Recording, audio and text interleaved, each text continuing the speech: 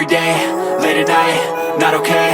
All I want, and I pray, all I need are some better days. Fuck me, I'm looking in the mirror, so foggy, but I've never seen clearer. I don't really think anyone can save me, and honestly I'm not really sure I want saving. I like to be my own worst enemy. There's no risk if you don't try at anything, so I'ma just keep buying everything. See you in the next life, have to be a better me. I don't think that my head's on straight, gotta flip it and grip it and go and get an x-ray.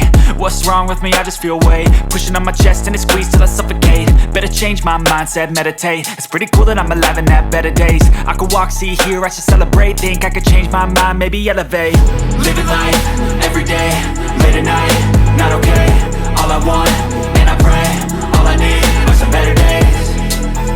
Yeah, all I need are some better days. Cause all I want, and I pray, I believe in the better days. I'm kinda stuck between a rock and a hard place. Do I work hard or live at my pace? You're only young once, yeah that's all great, but I also want a future where I'm okay. Living life is doing lots of cocaine. Wait no, it's living with no shame. Wait no, it's sleeping in on Sundays. I guess it's different for each of us and that's okay.